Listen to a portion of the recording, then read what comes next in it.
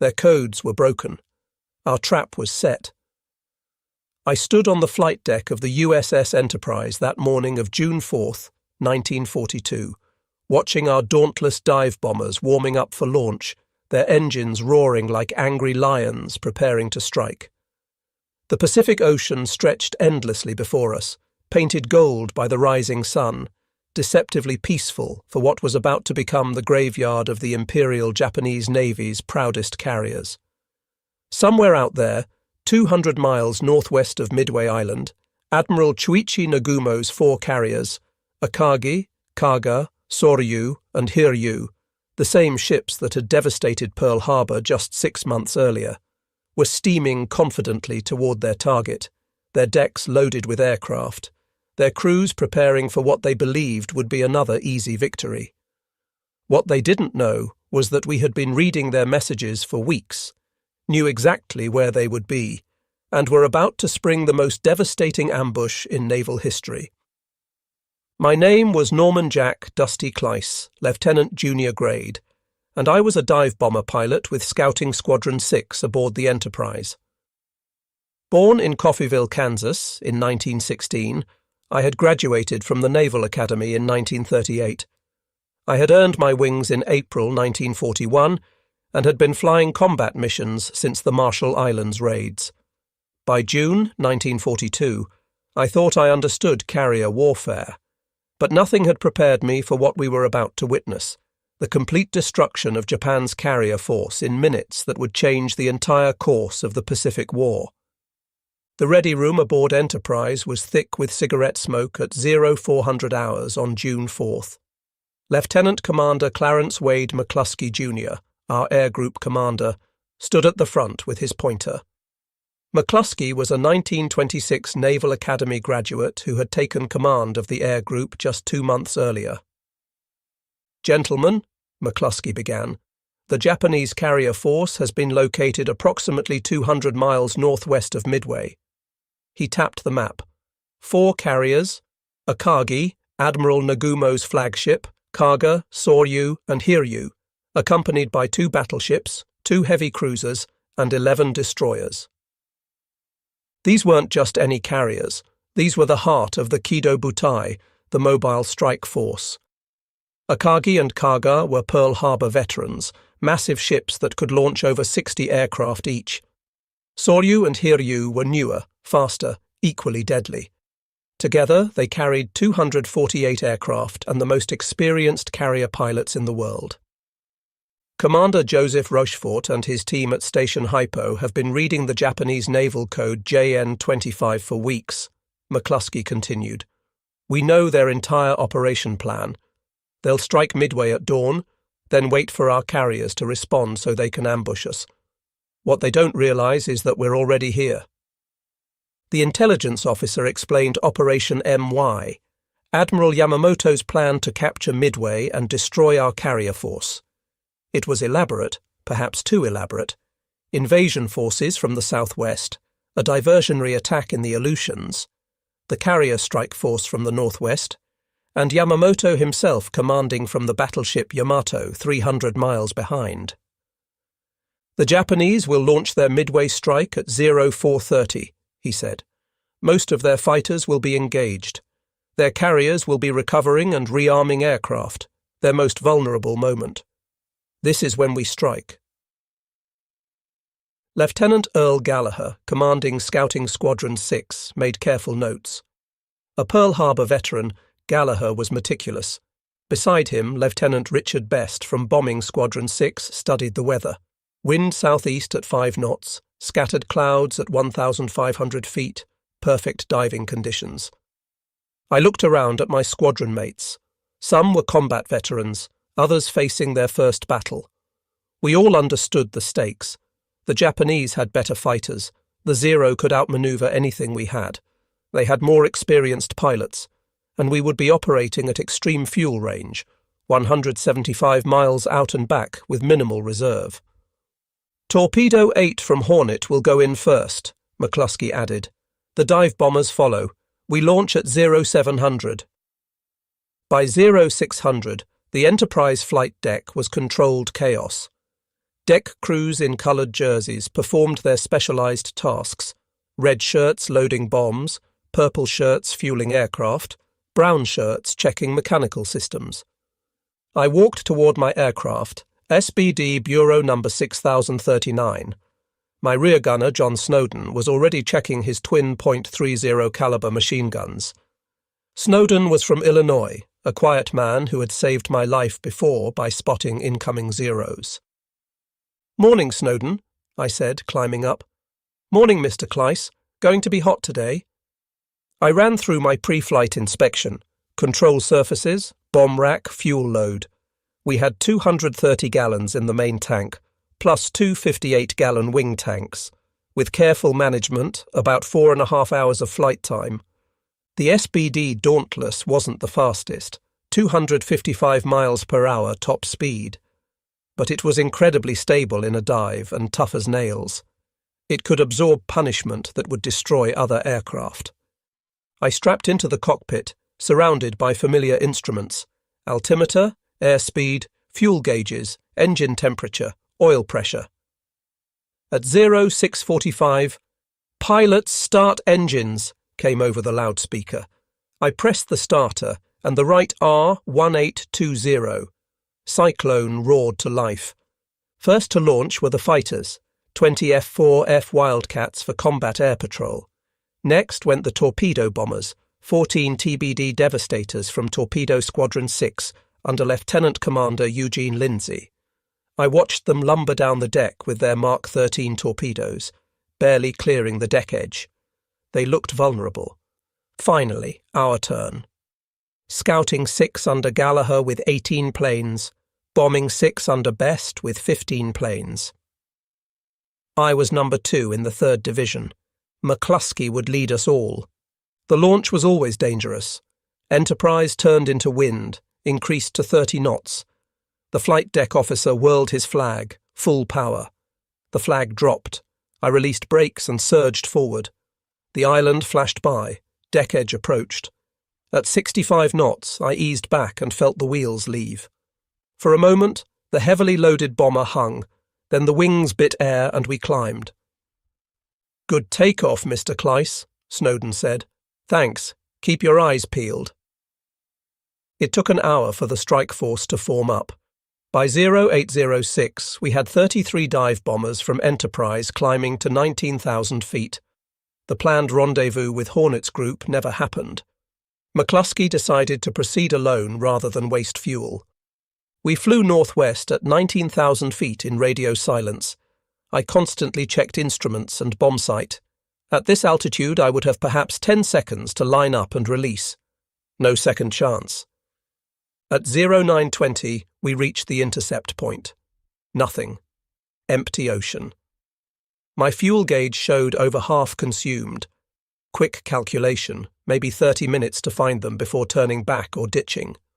Radio silence was oppressive, everyone doing the same calculations. Then, at 0955, McCluskey waggled his wings. Looking down, I saw a white wake, a lone destroyer racing northeast. McCluskey turned to follow, betting it was heading toward the main fleet. For 20 agonizing minutes we followed that wake, fuel dropping toward empty. Then at 10:20 we saw them. The Japanese fleet appeared below like toys on blue carpet. 4 carriers in 2 groups surrounded by escorts. Aircraft on decks, white wakes showing manoeuvring.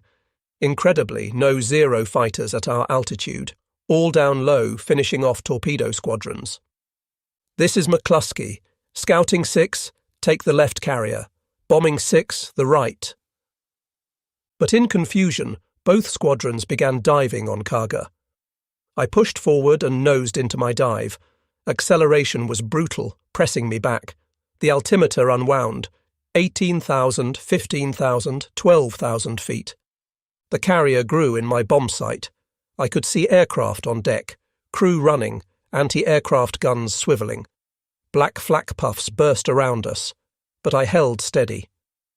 At 10,000 feet, I saw individual planes on Kaga's deck being refueled and rearmed, hoses snaking, bombs on carts. Perfect timing, their most vulnerable moment. Gallagher released first. His bomb struck near Karga's island. Fire erupted, bodies blown into air. At 2,500 feet, I pressed release and pulled back hard. 9 Gs crushed me into my seat, vision tunnelling. The Dauntless groaned, wings flexing, then levelling out just above water, racing away. "Direct hit!" Snowden shouted. "Forward elevator!" Banking left, I saw my bomb had struck perfectly. Karga's forward deck erupted in flames. Gallagher hit aft, others striking home. Within seconds, 4 direct hits, and Karga was engulfed stem to stern. Simultaneously, Dick Best pulled out early, realising the error. He and 2 wingmen headed for Akagi.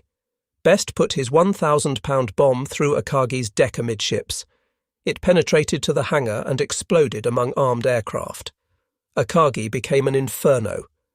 At exactly 10:22, Yorktown's dive bombers arrived and attacked Soryu. 3 1,000-pound bombs within 30 seconds. The carrier exploded, a fire pillar reaching 1,000 feet. 3 carriers mortally wounded in minutes. Pulling away, the scene below was hellish. Karga was a floating volcano, explosions rippling through her. Her forward elevator, tons of steel, was blown completely off, spinning through air before crashing into ocean hundreds of yards away. Akagi burned bow to stern, deck buckling from heat. Tiny figures, crew, jumped into burning oil-covered water. Soryu listed heavily, hull ripped by explosions. She rolled over, hull glistening, before slipping beneath waves. 20 minutes from operational to submarine tomb, over 700 men down with her. But we missed Hiryu, operating 10 miles north, hidden by rain squall. She was launching counterstrikes against our carriers. "Zeros! 3 o'clock high!" Snowden's guns chattered as 2 fighters dove on us. I pushed forward, using our superior diving speed. Tracers whipped past. Snowden's guns went silent. "Snowden! You okay?" "Hit, but okay. Got one." A Zero trailed smoke spinning oceanward, but more coming. I stayed low, jinking constantly. Fuel gauge bouncing empty. The flight back was a nightmare. Fuel gauge showing empty, but usually a few gallons remained. Unusable fuel, accessible if flying carefully. I leaned mixture until engine ran rough, risking fouled plugs for more minutes. Around me, Dauntlesses struggled. Some trailing smoke, others running dry. Radio channels filled with desperate calls. Engine cutting out, going in. Ditching, mark position. Enterprise, multiple aircraft emergency fuel. 2 Dauntlesses ahead nosed toward water. 1 pilot managed controlled ditching, he and gunner climbing onto wing before sinking. My engine sputtered. Reserve tank, last gallons, minutes at most. Then Enterprise appeared on horizon, deck turned for recovery. Emergency fuel. Request immediate landing. You're number 3. Number 3. Watching 2 ahead land, precious seconds each. Engine missing badly. As I entered pattern, engine quit. Dead stick approach, 1 chance. Altitude and speed, just enough. Lowered gear, extended flaps, aimed for number 3 wire. LSO signalling cut, too high. Pushed nose down, trading altitude for speed, propeller windmilling. Deck rushed up. Wheels hit, bounced, tail hook caught wire and slammed stop. Deck crew running before propeller stopped. "Get us out!" Wounded. They pulled Snowden from rear. Hit in shoulder and leg but conscious, would survive. My plane had over 40 hits. How she held together, I'll never know. The ready room was sombre despite victory. Of 14 torpedo bombers from our Torpedo 6, only 4 returned. 10 crews gone. Hornets news worse. Torpedo 8 completely wiped out. 15 aircraft down. 29 of 30 men killed. Only George Gay survived, floating as he watched us dive. John Waldron had led them straight in, his last transmission. "We will go in. We won't turn back. Good luck." No torpedoes hit, but their sacrifice pulled Japanese fighters low, leaving carriers exposed. McCluskey entered, shoulder bandaged from 20mm shell. We got 3. Kaga, Akagi, Soryu finished. Hiryu, still operational, has hit Yorktown. Intelligence provided details. Yorktown hit by 3 bombs at noon, 2 torpedoes at 14:30. Listing badly, abandoned. But her sacrifice bought time to locate Hiryu. Japanese casualties approximately 2,500 so far, the officer said. Each carrier had 1,200 to 1,500 crew plus airmen. Few rescued. Each number a human being, someone's son, husband, father. Died in fire and water thousands of miles from home for Empire's ambition. That afternoon, we launched again. 24 dive bombers found Hiryu at 1700, put 4 bombs into her. She burned through night before scuttling. The Kido Butai ceased to exist. In following days, pursuing retreating Japanese, we sank cruiser Mikuma. The strategic implications became clear. Japan lost 4 fleet carriers that took years to build, couldn't be quickly replaced. More importantly, over 3,000 trained sailors and airmen, including 100-plus veteran pilots with years of experience, understanding carrier operations in ways that couldn't be taught. Irreplaceable. The Japanese Navy never recovered. Started war with 6 large carriers, now had 2. Would build new ones, but never again have trained pilots to make them effective. Institutional knowledge of best carrier divisions died that June 4th. For Americans, Midway proved intelligence could overcome numerical disadvantage. Rochefort's codebreakers gave us enemy's plan, allowing maximum advantage positioning. Without that, we'd have been reacting, arriving late, fighting their terms. Battle revealed critical Japanese weaknesses. Yamamoto's plan too complex.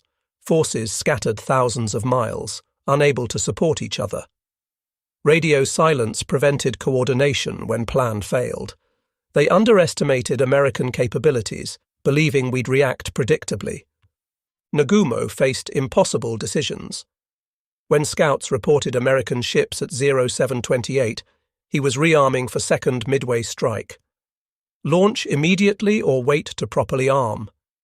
His hesitation, crucial 30 minutes, proved fatal. By launch time, we were already diving. That night, Enterprise steaming southwest, I stood on deck under stars. Same stars over Pearl Harbor 6 months earlier. Same witnessing 4 carriers' death that day. Adrenaline gone, only exhaustion and emptiness remained. I thought about torpedo crews flying to certain death. Waldron's men knew their TBD devastators were obsolete death traps against Zeros, but they went, holding course while being shot to pieces. Their duty. George Gay watched friends die one by one, Waldron's plane exploding, devastators cartwheeling into ocean flames. Then 30 hours floating in shark waters, hiding under seat cushion from Japanese ships before PBY rescue. Survivor's guilt would last his lifetime. I thought about Japanese sailors I'd helped kill. Diving on carriers, you see men on deck, running, manning guns, pushing burning aircraft overside, not faceless enemies. Young men like us fighting for their country. Some Kaga and Akagi pilots had flown since China 1937. Had families, dreams ending in fire that June morning. Ocean littered with bodies. Destroyers rescued some, but thousands died. Burned by oil, shark attacks, drowning. War is never clean, simple, glorious. It's young men dying far from home. Historians call Midway the Pacific War's turning point. In one day, naval power balance shifted decisively. Japan went from carrier superiority to parity. Then, as American shipyards accelerated, to increasing inferiority. Real victory was in combat power, equipment, training, experience, morale combination making forces effective. Japan lost a generation of experienced pilots at Midway and Guadalcanal's attrition. These couldn't be replaced. Japan's program producing perhaps 100 carrier pilots yearly couldn't match American programs soon producing thousands. Admiral Nimitz later said battle won by intelligence officers breaking codes, damage control getting Yorktown ready in 72 hours when everyone said 3 months, and pilots pressing attacks against overwhelming odds, each element crucial. American victory also industrial triumph. While fighting Midway, new Essex-class carriers under construction, ships dwarfing anything Japan could build. America would build 24 Essex-class. Japan struggled completing 6 new carriers, mostly conversions, none equal to American ships. Japan started with 6 large carriers and world's best naval aviators. After Midway, 2 operational carriers, core pilots lost. Added new carriers but never trained pilots to make effective. Carefully crafted force terrorizing Pacific 6 months effectively died at Midway. I survived the war, flying 85 combat missions. Credited with hitting 3 ships at Midway, carriers Kaga and Hiryu, cruiser Mikuma. Received Navy Cross, retired as captain 1962 after Korean service. Lived to 100, passing 2016 among last Midway dive bomber pilots. McCluskey recovered, retired Rear Admiral 1956. Never sought recognition for following that destroyer. Decision changing history. Son Phil said, "Quiet guy, not big talker." Died 1976, pivotal role largely forgotten. George Gay became TWA pilot post-war. Spent decades speaking about squadron's sacrifice. Wrote Sole Survivor, appeared at Navy events. Died 1994, ashes scattered where squadron went down, rejoining men he'd seen die 52 years earlier. Dick Best, who sunk Akagi with 1 perfect bomb, medically retired after Midway. Breathed caustic soda from defective oxygen, permanently damaging lungs. Never flew again but lived until 2001, often called Man Who Won Midway. Japanese carriers rest on Pacific bottom exceeding 17,000 feet depth. Recently located, Kaga found 2019 sitting upright, hull intact but deck destroyed. Akagi nearby, showing massive fire damage. War graves, tombs of thousands. Admiral Nagumo survived but never recovered. Relegated to shore commands, then Saipan defense. Committed suicide July 1944 as Americans overran island. Chief of Staff Kusaka survived, wrote extensively, accepting responsibility while defending Nagumo's impossible decisions. Captain Fuchida, Pearl Harbor attack leader aboard Akagi, wounded but survived. Both ankles broken by explosion but escaped. Post-war became Christian missionary promoting Japan-America reconciliation. Often said at Midway, Japan lost war in 5 minutes. Yamamoto killed April 1943 when P-38s, using decoded messages, shot down his plane over Bougainville. After Midway knew Japan couldn't win, reportedly telling staff, "I have killed many young men today." Midway Atoll designated National Memorial 2000. Runway where Marines faced impossible odds, now wildlife sanctuary. Where bombs fell, albatrosses nest peacefully. Norman Kleise's account reminds us that we weren't heroes, just young men doing necessary jobs. Real heroes were torpedo crews knowing they'd die but going anyway. Codebreakers working secretly. Mechanics keeping planes flying. Damage control saving ships. Corpsmen saving lives impossibly. Midway proved wars aren't won by best equipment or most experienced warriors. Won by those who adapt, seize opportunities, sustain losses and continue. Japanese had better pilots, planes, experience, but we had broken codes, radar, damage control they lacked, industrial might replacing losses tenfold. Most importantly, leaders understanding calculated risks necessary. Nimitz risked entire carrier force on potentially wrong intelligence. McCluskey risked fuel exhaustion finding Japanese. Best risked everything attacking different carrier with 2 wingmen. Waldron led squadron to death knowing mission required it. Battle lasted 2 days but changed everything. Before Midway, Japan advancing everywhere, unstoppable. After, never won another offensive battle. War continued 3 terrible years, costing hundreds of thousands more lives. But outcome decided those June 4th minutes when dive bombers caught Japan's carriers with armed aircraft on deck. Consider alternate histories. If McCluskey turned back at empty intercept point. If Japanese launched 30 minutes earlier. If torpedoes worked and Torpedo 8 sunk carriers. Small decisions, chance moments, individual choices determining nations' fates. But history deals in what was. Clear June, 1942. Morning outnumbered American pilots in inferior aircraft caught world's most powerful carrier force at maximum vulnerability and destroyed it. Turned war's tide through intelligence, courage, sacrifice, and luck. Today's generation can't imagine democracy itself endangered, freedom's survival questioned. We did. June 1942, free world's fate rested on few hundred pilots from 3 carriers in mid-Pacific. We were enough. Against odds, logic, we were enough. That's Midway's lesson. Ordinary people facing extraordinary circumstances can rise. Democracy produces warriors brave as any totalitarian system. Free men fighting for homes and families are Earth's most powerful force. The numbers. 3,057 Japanese died, 362 Americans. 4 Japanese carriers sunk, 1 American. But statistics. Each number a human with hopes, dreams, fears, loved ones. Each death tragedy. Young men who should have seen grandchildren died in fire and water. Pacific roles unchanged, unmarked by battle. Coordinates where carriers sank just ocean patches. But we remember. Must remember. Long as free people exist, must remember Midway and its men. They saved the world in devastating minutes.